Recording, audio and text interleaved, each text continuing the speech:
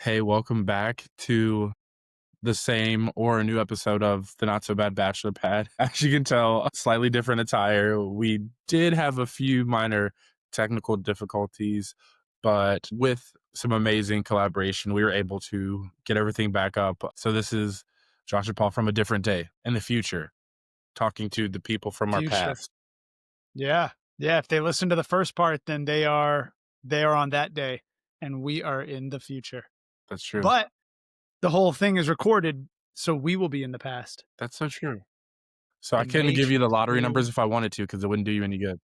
Yeah, we can tell you who won yesterday's game. Yeah.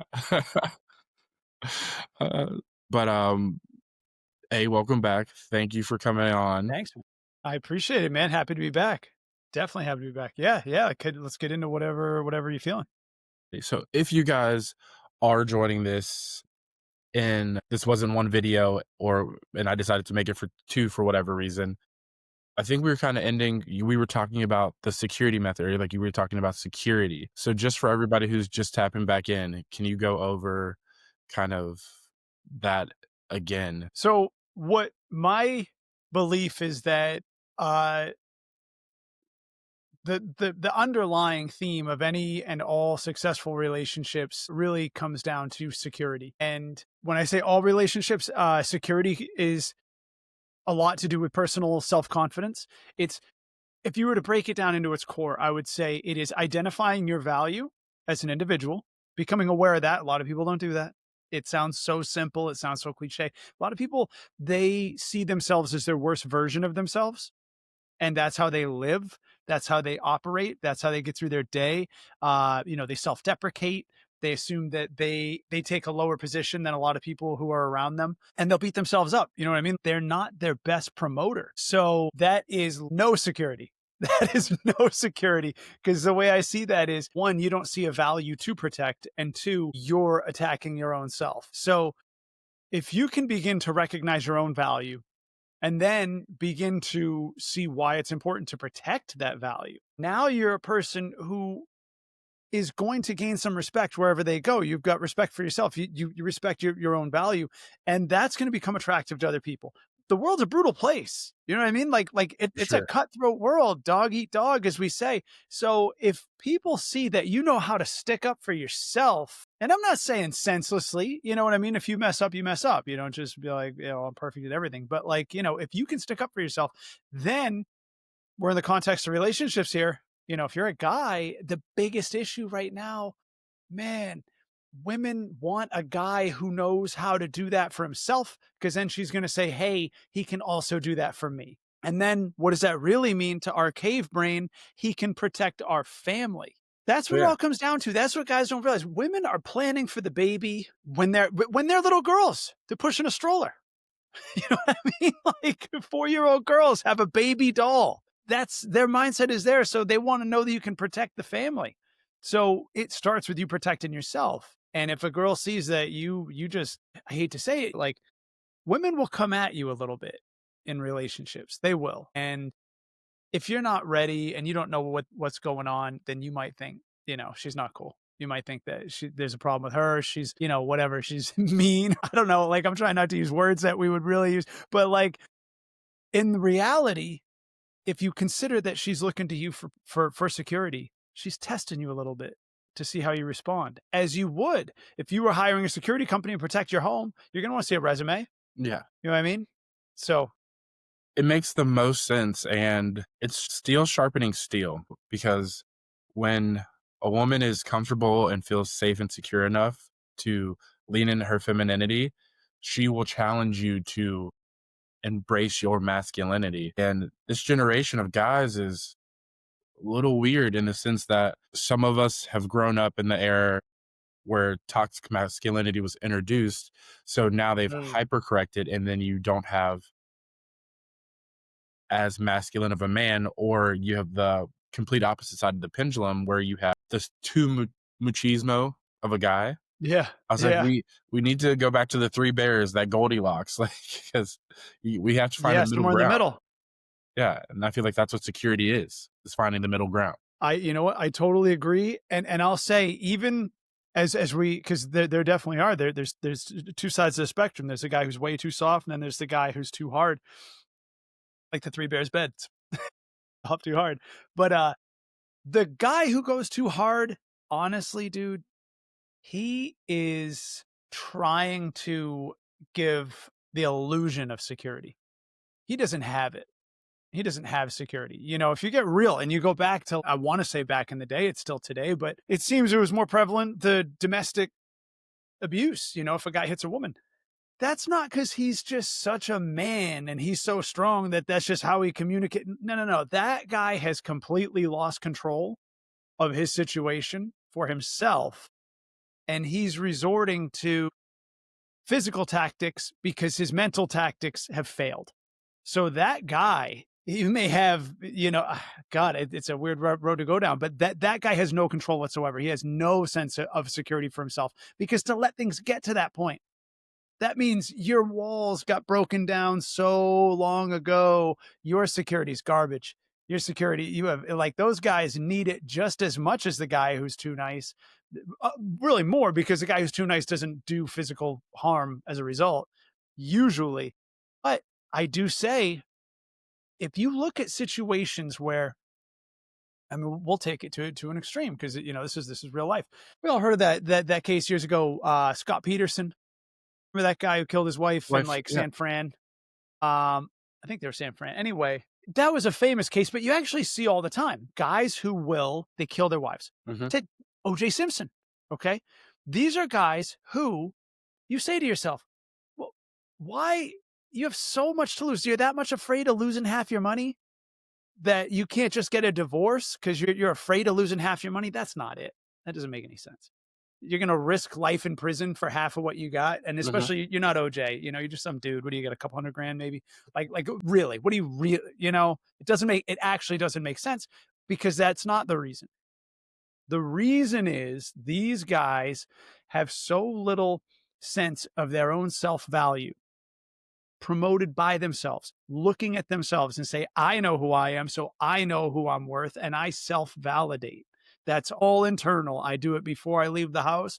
I do it while I'm asleep. You know what I mean? Like, hey, I've got me covered as far as making myself feel good and recognize my strengths. I can promote myself. These other guys who run into these problems, dude, these are guys who link their value to the approval of the woman in their life. And so when that woman goes, you know what, I'm not feeling this anymore, then he goes, my God, you are my main source of personal value, Mhm. and you're about to pull the plug on me. That means if you deny me my value, I'll be worth nothing. And I am nothing. And I can't let that happen. So I've got to try to control you. And that's what's going on, in my opinion, if you really think about it, because it doesn't make sense to risk the rest of your life for what you have in the half of what you have in the bank. It's, if these guys could just get in a position to be able to say, okay, okay, okay, I need to be like, I need to, you got to have your own little wall, you know what I mean? Like, and Right. not a wall keeping you from people, but a wall that, you know, hey, listen, if someone on the, you know, I was compared, like I've lived in many cities. A homeless person just yells at you, "Hey, you suck." You just brush it off. You're like, man, that guy's crazy. You know, you don't go, do I?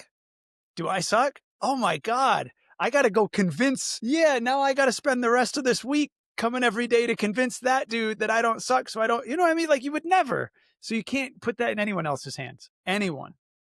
And if you do, that's going to turn the woman off. It's a self fulfilling, it's a double down, because not only are you managing your own value the wrong way, but that woman's going to get rid of you because she'll know that she determines your value.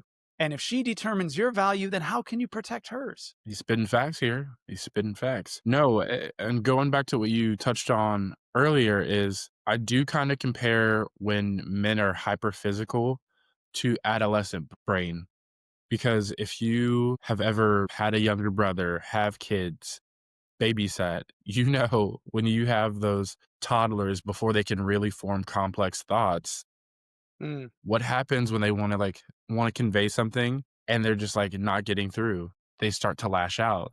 That's when they yeah. really turn to violence, is just like, or like hitting, is like, "You're not listening, you're not paying attention, I don't feel in control." so I'm gonna like smack you awake. And I feel like that's what a lot of relationships I see, unfortunately today as well, is the guy feels like he's not being seen or heard, or he just can't express what he wants to. And so what does he do? He becomes a jerk. He may get a little physical, gets big, gets loud.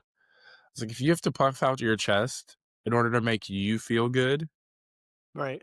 then you're not really secure. We're not peacocks. It's true, man. It is it's very childlike. It's very childlike. And I mean, I'll tell you, even one of the issues that I see, I don't know if you see it as much over there on the East Coast. I like to think East Coast has a little more grit, like I'd say so, yeah. yeah, I like to think. But out here on the West Coast especially, man, there's like a spoiled mentality of like a very adult child Right. I was like the entitlement, yeah. pandemic.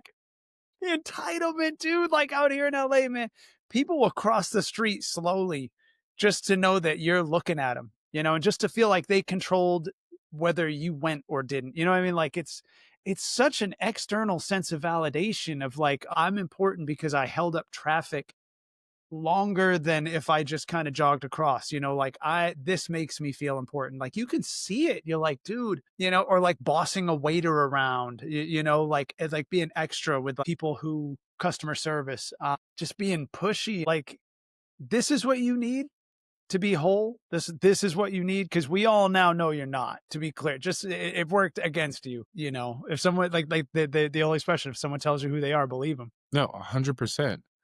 100%. Even though we are all actors in our day-to-day lives because we wanna save some sort of face or there's always somebody we hope to impress, there are plenty of times when we're genuine and, uh, we forget what role we're playing and we show our ass, for lack of a better word.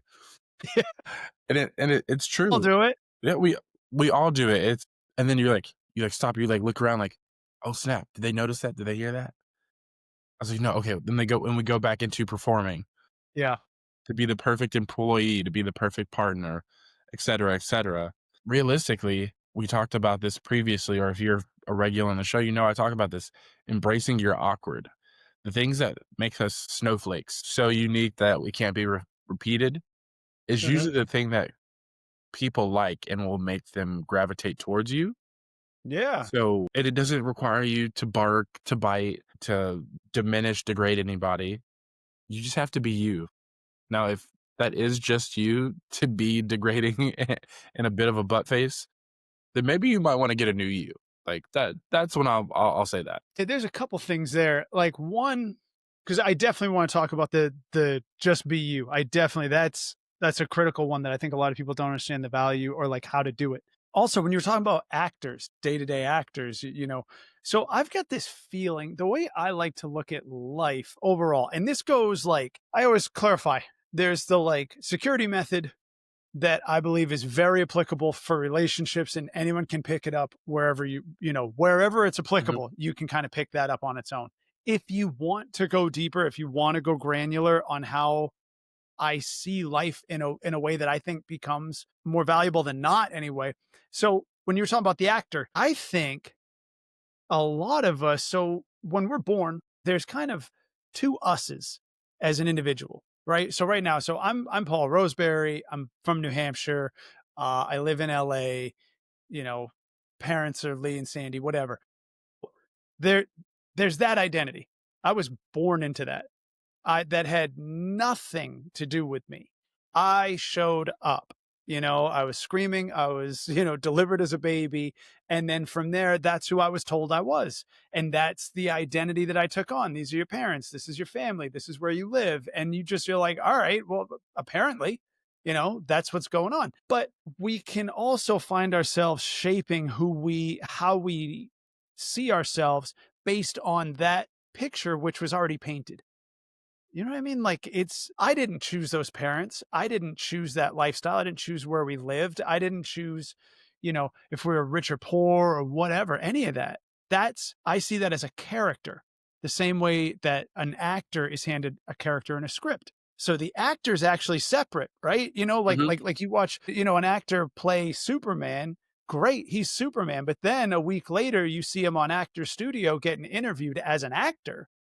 He's not Clark Kent anymore. He's not, you know what I mean? This is just a dude. This is Right. whoever he is. And that guy has very different feelings and opinions, than that acted than that script. And I feel like for we as individuals, we may not realize that there is an us that's separate from what we were handed, kind of like if I've got an old iPhone. I got an iPhone 13. So if you go through that iPhone, you've got all of Paul's texts, Paul's responses, people reaching out to Paul, my searches, my emails, all that. That's Paul. But if you were to delete that phone right now, you would just have an iPhone. You know what I mean? Like, it would just be, and I feel like there's an us that if it's nice to escape to once in a while, and it's nice to separate from, because maybe you have a very different set of interests than what your family put upon you when you were a kid. Maybe you see the world differently than they did. I believe, and it's sort of metaphysical, I suppose, but to separate from that identity, because maybe that identity doesn't make you feel very good. Maybe you were the youngest in the family and they always treated you like the runt. Maybe your family was poor and everyone always treated you like you were poor. And then you had it in your mind, well, I'm poor. So every room you walk into, you don't realize you're walking in, you feeling poor. When in reality, why? What does that have to do with you? But It's yeah, got nothing to do with you. You know what I mean? Like, so if you can separate a little bit and then from that clarity of just, hey, I'm a I'm an actor playing a part, then you can sort of say, what do I like about this character? Like kind of observe the character from a third person and be like, what's interesting about this guy? How am I going to, how can I best play this character? What will make it fun? You know what I mean? Instead of constantly living on defense of what the hmm world think I guess a very reactive life, you can start being a proactive individual and look at your life as a story, the story that was handed to you. I don't have a succinct way to put that per se. I feel like it's a conversation we could do for a while, but does that come across a little bit? I think last night on my bar shift, I had told somebody that the only person that I can make happy is me. I am a big believer that we are the authors of our own story. When you are the main character of a book, of a play, of a show, of a movie, you're not in the back seat. Things revolve around you from your perspective for a reason. And when we forget that, that's how we end up coasting on autopilot and a place that we don't recognize. So as you were saying, we have to embrace that main character energy because this was the in the modern sense, this was the greatest example I could come up with. There was a show a few years back on Netflix, like 13 Reasons, right? And everybody was so captivated by it. And we're like, "Oh, but this is just it." Well, the second season comes out, they're like, "Wait, it's the same story. However, it's now from a different person's perspective." Oh, interesting. Right. So the story doesn't change. It's like, you're right. I was like, the story is the story. The script is the script. However, how it is viewed by each individual is what makes it engaging, is what makes it different. And so as day-to-day actors, I was like, we always just have to live life and embody each action, each decision we make as the main character of this season. Why not? Why not? Why would you be an extra in someone else's film? You know what I mean? In Better someone else's question. life. Why would you be an extra in your own film? Yeah, exactly. Exactly. Because, dude, like you said, only you can make you happy. And likewise, whatever doesn't go right for you in your life, you're the one who's going to have to go to bed with it. You're the one who's not going to be able to sleep being like, man, this sucks. I mean, sure, if you go, you could make other people's lives worse and they could be more upset than you, but it's up to you, to decide how you want this to go. I don't think we realize the control that we actually have, because that's when life gets the most stressful, is when we feel very small and the world is very big and it just does what it's going to do and we have no control. That's when I think it becomes very frustrating. But I think this, if you can step back and realize, like you're saying, that you're the actor, you're the main character in your story. Well, there's an opportunity for power there. And I say opportunity because it's not guaranteed. If you don't do anything with it, then it's not, then you will just get washed aside. But if you take advantage of it and you lead it and you decide where you want it to go, then you're taking some agency over yourself, and then things can get more fun. Is it going to be magically Now you got a magic wand, everything's going to go your way just because you decided to take it by the horns. No, but it's a critical step. And to step back and just look at your story. Where do you want this to go? Like what do you want to do with this character? Because to me, I like to imagine that like we're all one spirit and we're all kind of inhabiting these bodies for a period of time. Kind of like that show Quantum Leap. I never really saw it, but I got what it was about. And I get the notion that dude just pops into different bodies. Like, Mhm. I almost say like the hand within the glove. You know what I mean? Like you see a glove move and you see it as, oh, that glove can move. Well, no, there's a hand in it.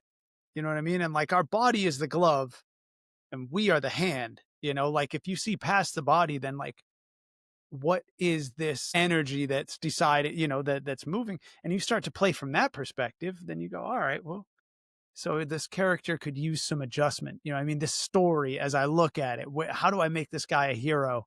How do I make this story? How do I make it fun?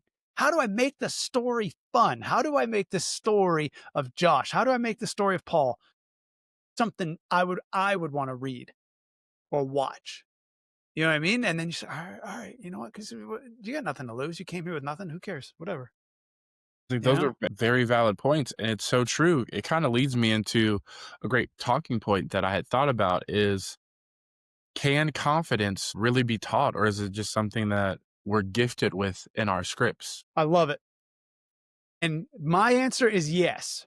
My answer is yes, because I have confidence. Now I like to get nerdy. You know what I mean? Like I like to Oh, for be sure. spiritual and metaphysical in a lot of ways. But when it comes down to, I want to be able to tie it into science. I want math and I want a reliable methods. That's why I said the security method. I say I've broken down confidence into a an equation, and the Okay, confidence equation is confidence is that which occurs when, so confidence is equal to when your assets are equal to or greater than your task. okay. Because confidence is a very elusive concept, like you're nervous getting up to the plate in baseball and they're like, nah, just be confident. You're like, what does that mean? I'm terrified. I don't know. You know what I mean? Well, just go up there and just hope for the best, like, no, that's not going to help me. That's just a platitude. You know what I mean? That's just ridiculous. But if you say to yourself, all right, here's how you create a sense of confidence. So you're stepping up to the plate. Well, an even easier example, more tangible. C equals A greater than or equal to T. You're going to the grocery store, something costs $5. You know you need $5 or more to leave the store with that product. So if you look in your wallet, you got a 10. You are 100% confident you're going to leave the store with that product. You're going to be able to buy it. You have and you're so confident you don't call that confidence. It's just logic. It costs $5. I have five. I'm leaving with it, and that, whereas if it costs $5 and you got three, well, yeah, you're going to start to get sweaty because it's not going Like, to work. have It's any not extra going to work. change? What can I make happen? Yeah. So the same thing as any other situation, you got it. This is why I really push guys to take that personal inventory, men and women, but take the personal inventory of who are you? Who are you? Don't wait till you're about to walk up to somebody new to then realize, oh, I've never stopped to think about who I am. And I'm terrified to go up to this girl. I really have never thought about confidence in a scientific way like that, and Yeah. I love that breakdown that it's equal to or greater than your task, because you're right, when you know that, "Oh, this costs $3 and I have 10," you don't think about it, it just becomes logic, and that translates to so many other, aspects of your life, really, because you don't know that you have this magic because you just think it's, like, normal, mundane, everybody, it's just common sense, but Yeah. realistically, somebody else could have a different tool bag where what you're doing seems virtually impossible, and they're like, "Look at this guy right here, like, what a man." Yeah. So I love that. Yeah. But until you start to break it down, it's like brain surgery. I don't know how to do brain surgery. You ask me to do brain surgery, I'm not going to be confident.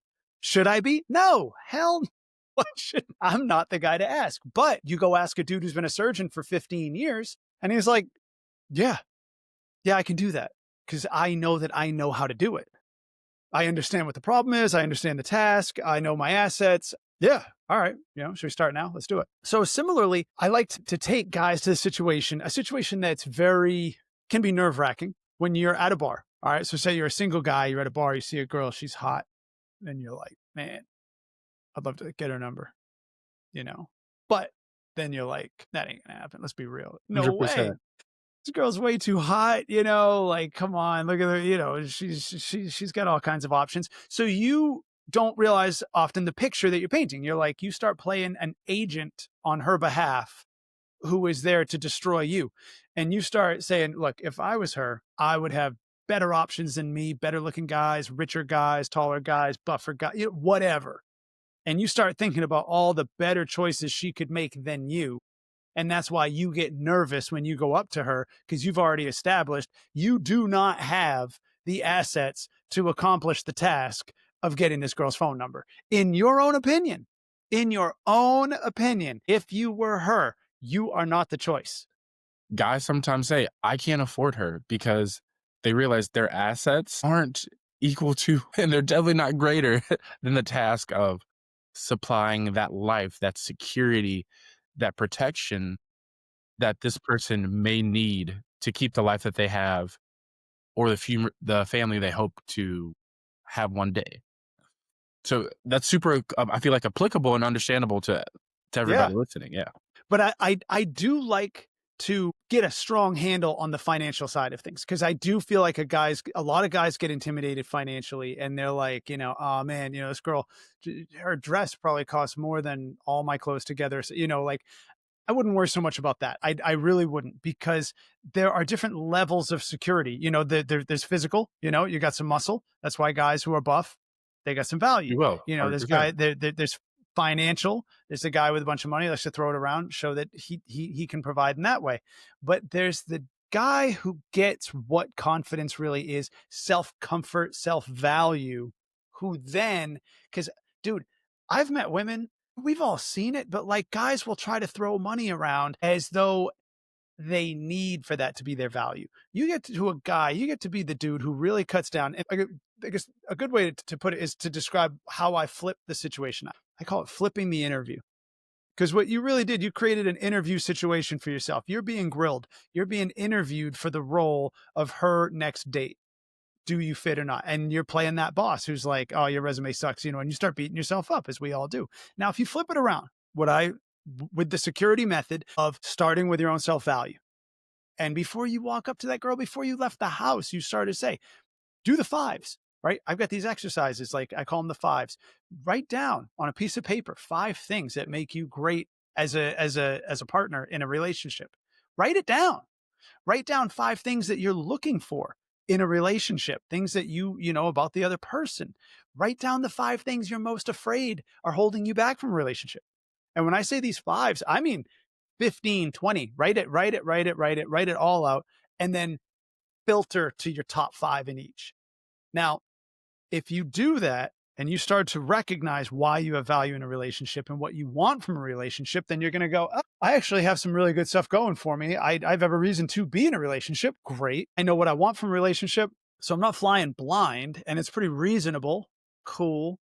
And I'm committed to this. I'm going to get a relationship.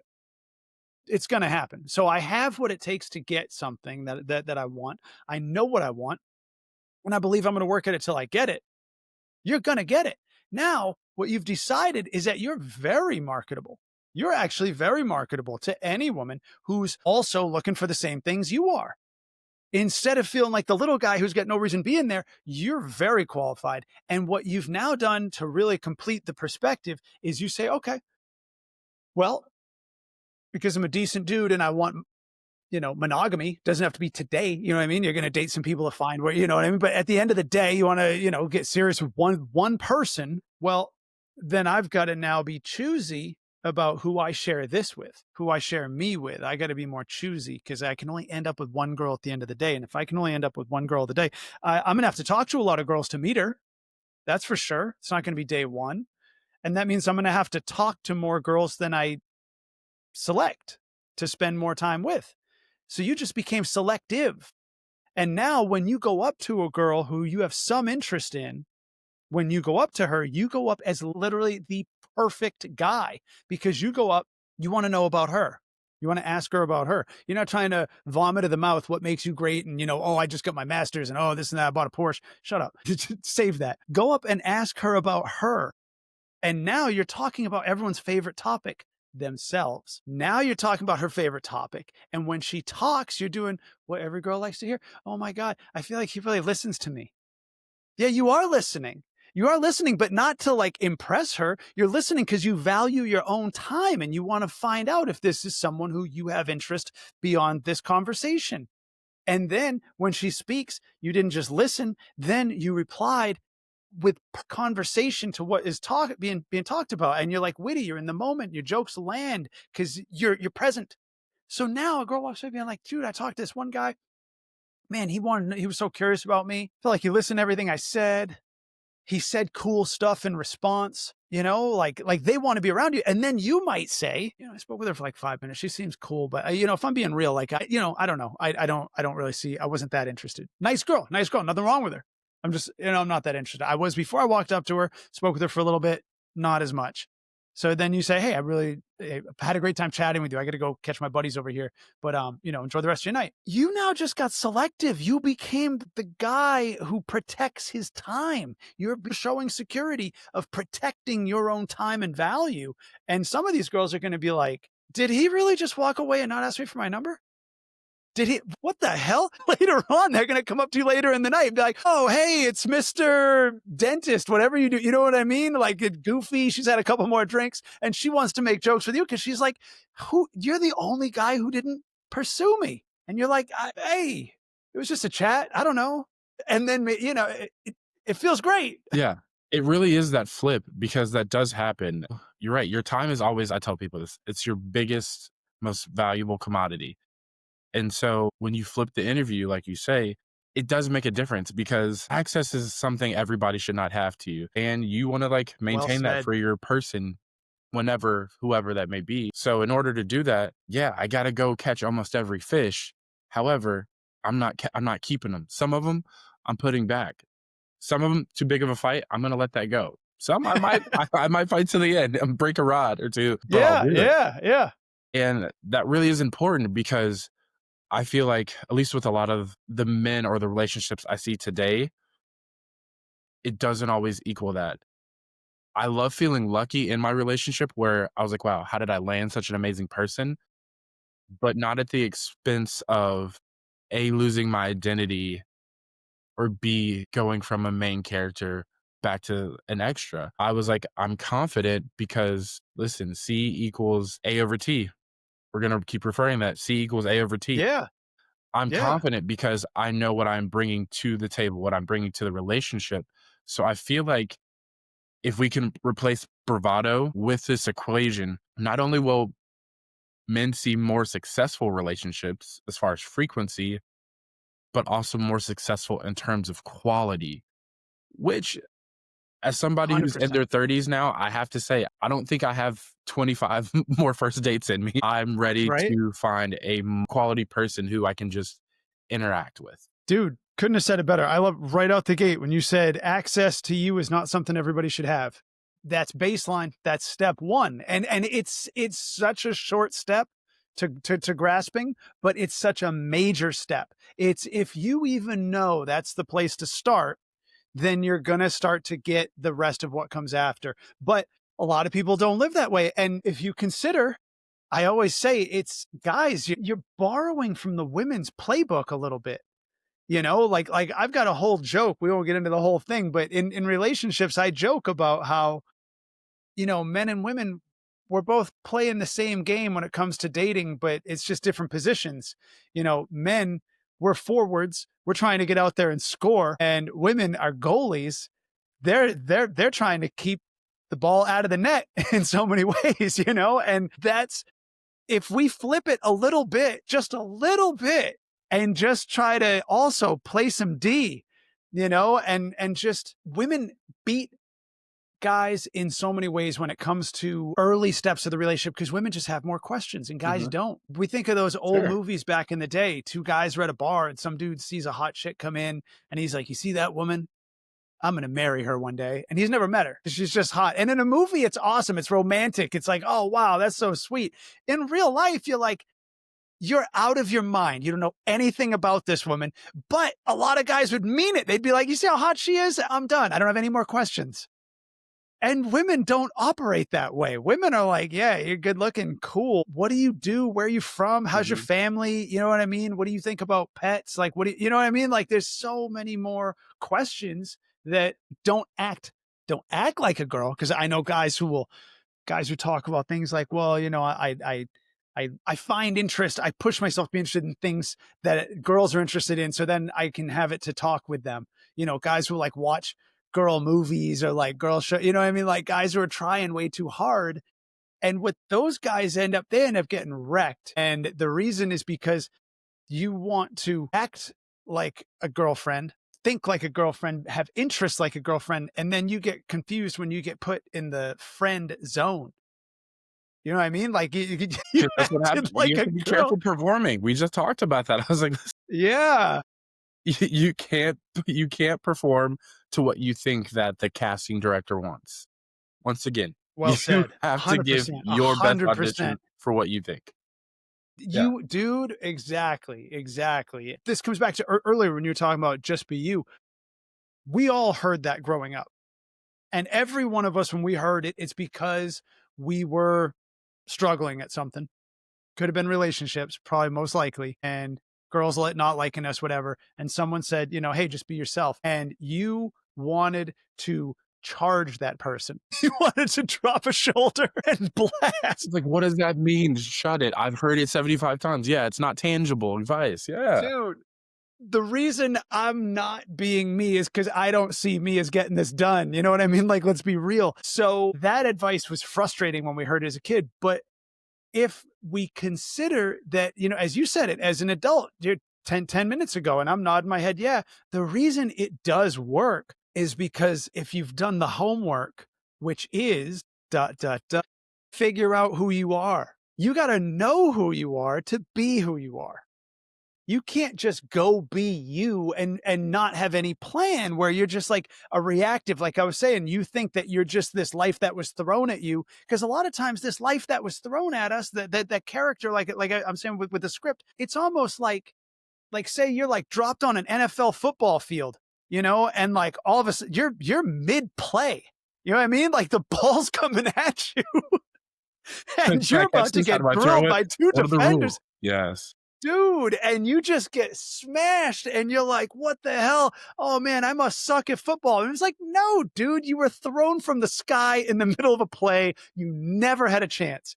All right, now let's step back for a minute, you know, and consider how well, you know, how well did you play given your circumstances? You know what I mean? Like you look at like a NASCAR race, you know, there's a guy up at the front, there's a guy at the back, and they're both fighting for the same win. But there's a consideration. You know, if you started all the way at the back, then you kind of there's different. You got to give yourself a chance, but ultimately, you got to figure out who you are. What do you like to do with your time? What do you like? If you're into some nerd stuff like comic books, and I say that smiling because I was never into comic books, but I have friends who are, and there's nothing wrong with it. There's nothing wrong with it at all. But some guys get insecure. They're like, oh man, you know, like Dungeons and Dragons, whatever, you know, you're into some dorky stuff, whatever. Don't hate it. Don't hate it. Be you. You know what? I love Dungeons and Dragons. So I guess I'm gonna have to find a chick who's at least cool with being with a guy who loves Dungeons and Dragons. She doesn't have to love Dungeons and Dragons. She just can't hate on a dude who does. And if she does, guess what? Protect my time, not my interest. I'm a D&D dude. You know? And honestly, she probably will like you if you like Dungeons and Dragons because that shows her you're not afraid of commitment. Because have you played a campaign? No, is that a thing? Is it? It takes a lot. Listen, perspective. How are you framing that? Dude, and see, and dude, that's exactly it. Whatever it is you're into, whoever you are, sell it to yourself until you absolutely believe it. You have to, because whoever you see yourself as, that's the result of who you've sold yourself on Mhm. for a very long time. And it's not going to change all today. You go in the mirror and say some affirmations or something like that. You go watch a Tony Robbins video and now you're a new man for an hour. You go to sleep, you wake up, you get into your old habits again, because those are reinforced beliefs and habits. But you start, just focus on what makes you great. Life is at will. Life is at will. People don't even think this deep. But if you consider every job you ever go out for now, when you get hired or on the application, they'll say at will employment. Means, we're going to keep this relationship going as long as we feel you're a good fit for us. And you keep it going as long as you feel we're a good fit for you. And if at any point that changes, there's no harm, no foul. We can see you later. Life is actually the same way. It sounds dark, but I'll preface, I'm not being dark. There's a bus on every corner. You know what I mean? Like, if you really don't want to be here, there's a lot of tall buildings. There's 100 ways to leave this place, but we don't. You know what I mean? Most of us do not. And so True. ask yourself, why? Why don't you? Is it because of fear? You're like afraid of God, or you're afraid of your parents? You know what I mean? Like, that's not the right reason. The reason you come back every day is because you choose to. You choose to. It's your choice. You know where the buses are and you don't get in front of them. You choose to be here. Start there. It sounds so tiny, but you choose to be here. All right, so why do I choose to be here? It could be step one, I love pizza. You know what? If no other reason, I just love good pizza, and I'll be a human on planet Earth for at least a few more years just because I want to. But guess what? Okay, now there's something about you that's kind of cool and interesting. I found out I love pizza. It's my reason for living. All right, great. What else? What else? Well, I like, watching scary movies. Okay, cool. Now you're getting it. Now you're That's like starting to going paint back to the you. 5s that you were talking about. I mean, like, why don't we do this? We can easily list 5, 10, 15 reasons why we stay. Yes.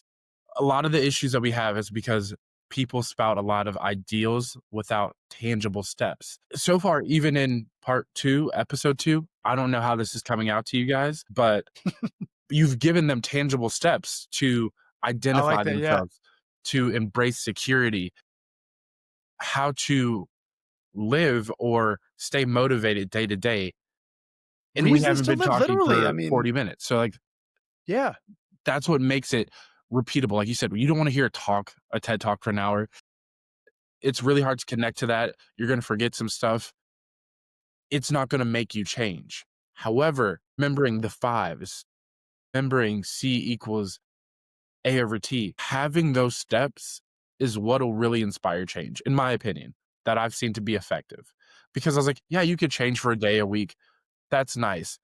But if you really want the growth to be effective and meaningful, that means it has to stay. And how that happens is doing something easy day to day until it becomes second nature, logic that you don't even think it's confidence anymore. It's just how you operate. Dude, my brother, we're on the same page. That's We're right. on the same page, because that's exactly it. Confidence is, not to say like a social construct or something, but it's a fictitious. It's not a tangible. You know what I mean? You can't go get a pound of confidence. You can't go buy a brick of. You know what I mean? Like, it's not. I can't go touch confidence and move it to the other side of the table.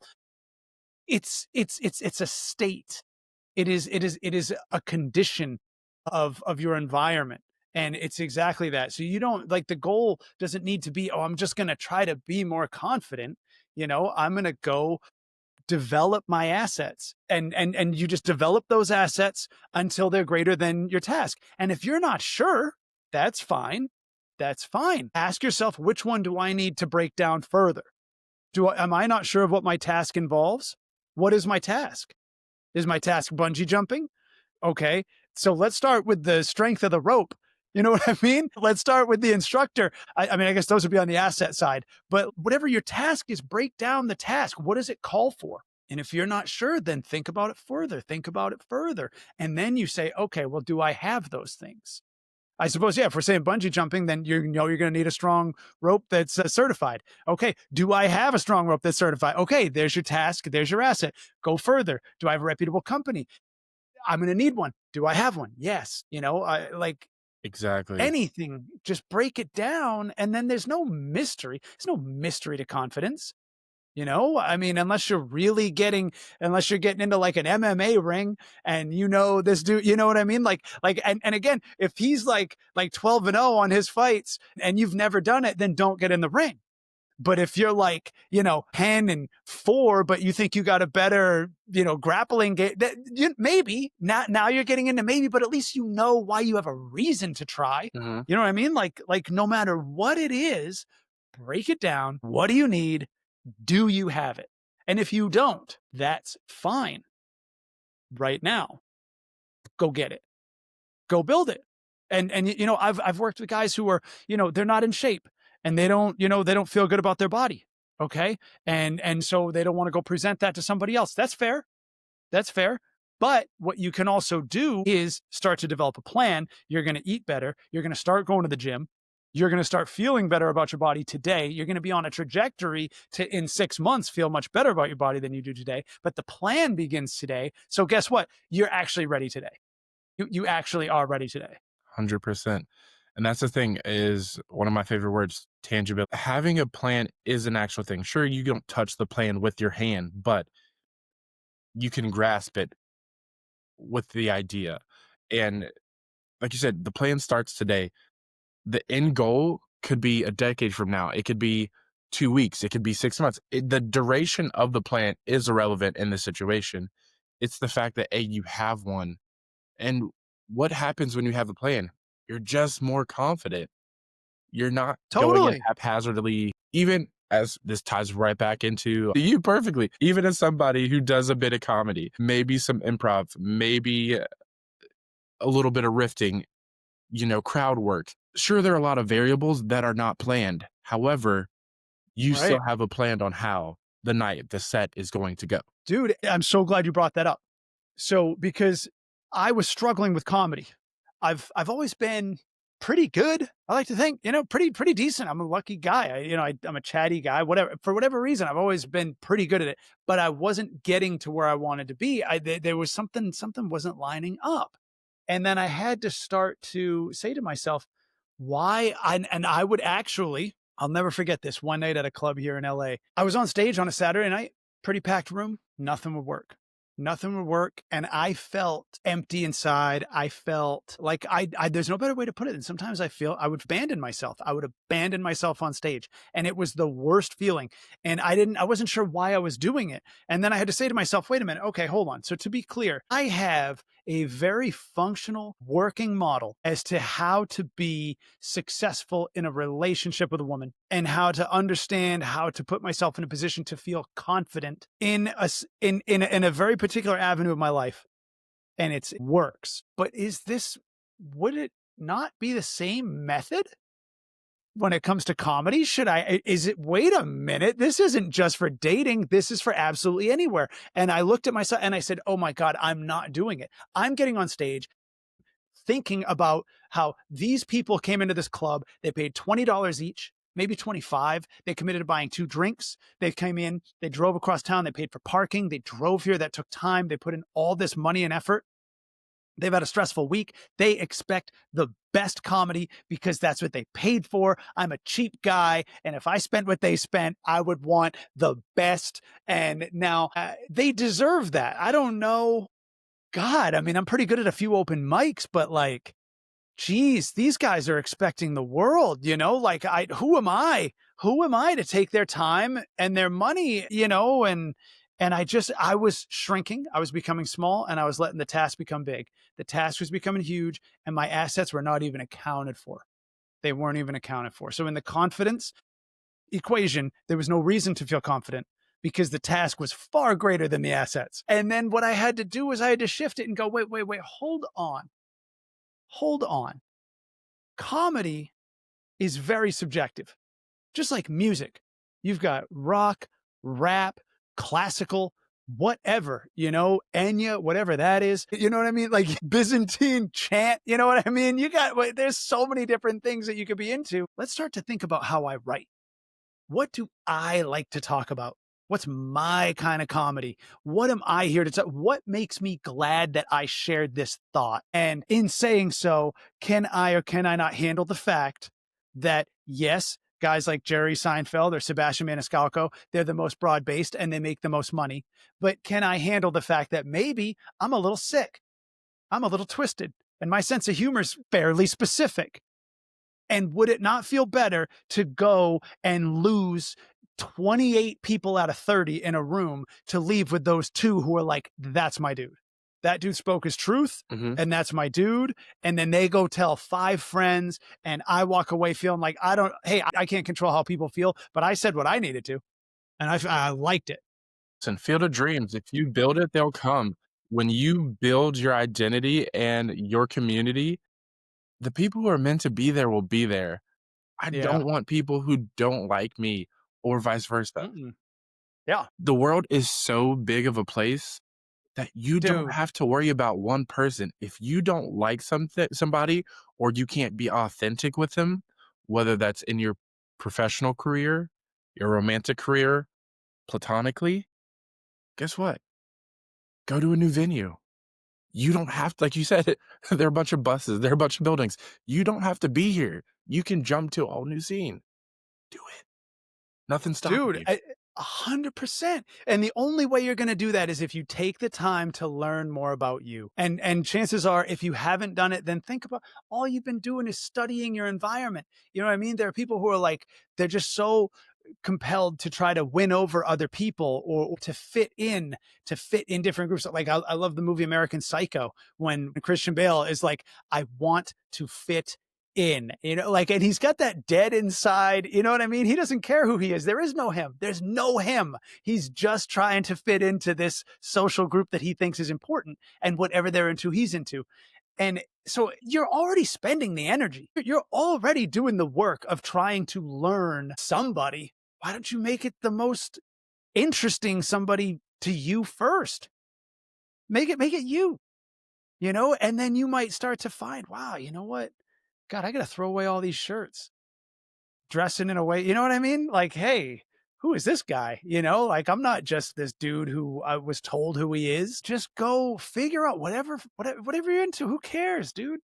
Who cares? But and experiment, maybe you find, well, this is more fun than I was doing last week. I thought it was my thing, but next week you dig a little deeper and you find something that's more, but that's the cornerstone to any sort of relationship success is you got to have the one with yourself. You got to have the conversation, the relationship with yourself.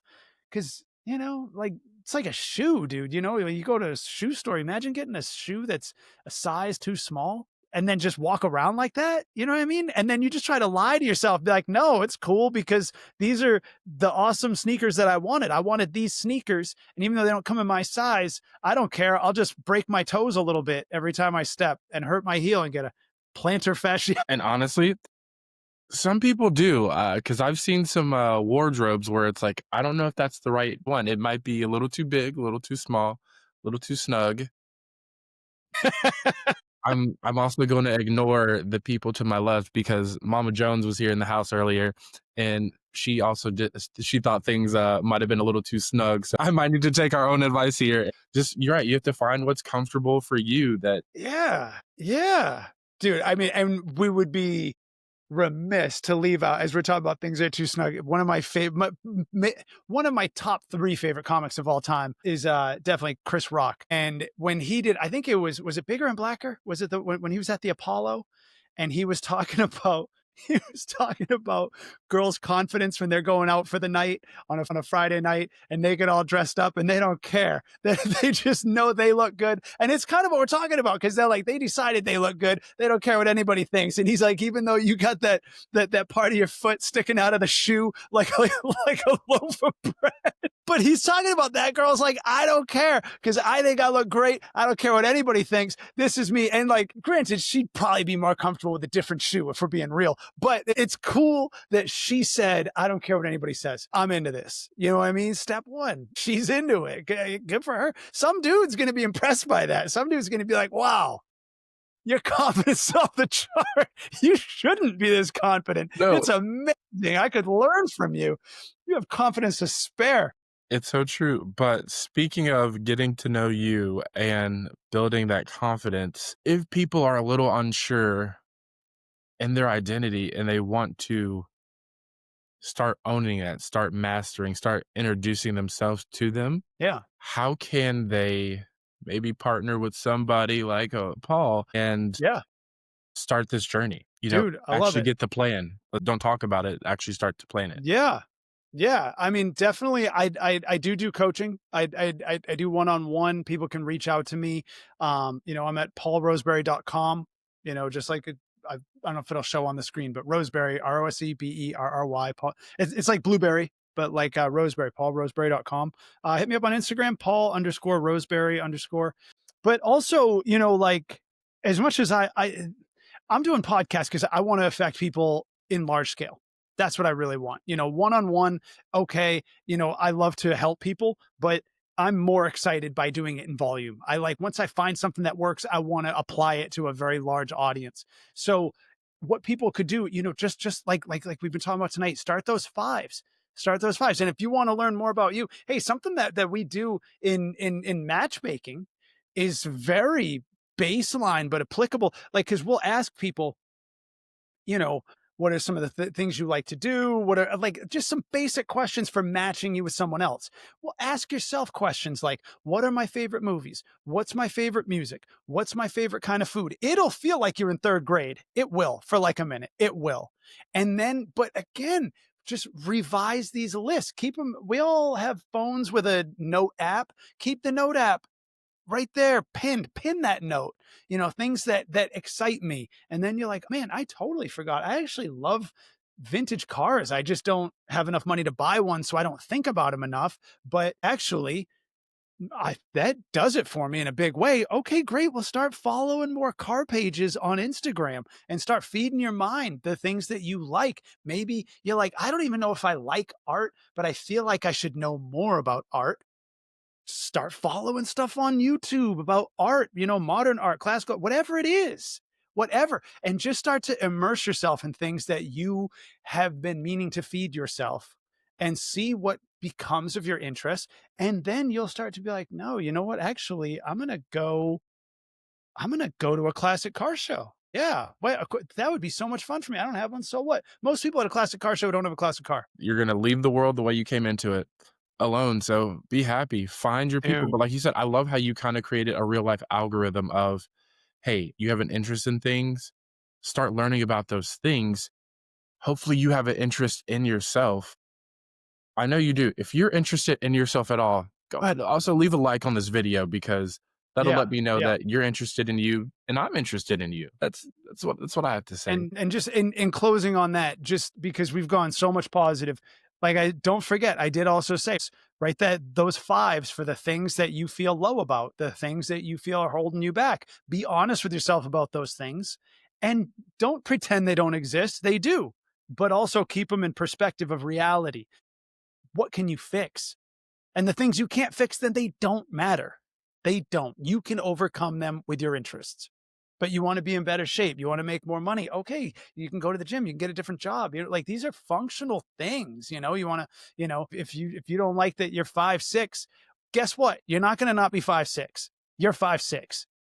So go be fun. Have fun with 5'6". It's not in your way. It's not. If you get over it, so will she. Every time you come on, 2 times in a row, back to back to back, because I think these will go side by side. You're giving master classes on just how to be a better human, and I think we all could learn from that. Thank you for making it this far into the episode. Don't forget, I know you probably paused it, but don't forget to go over to Paul's page, show some love, follow him on Instagram, keep up because he's guesting on a lot of other shows. He's dropping knowledge time after time after time. So even if you're not ready for that high commitment of maybe some one-on-one work, or you just need a little motivation from time to time, click down below in the comments, in the description, in the bio. You know the words. I might not be saying them right, but you know what I'm talking about. Give him a follow. I will see all you amazing bachelors, bachelorettes, and partner people next week for a brand new episode. Until then, get to know you. Bye, guys. Please.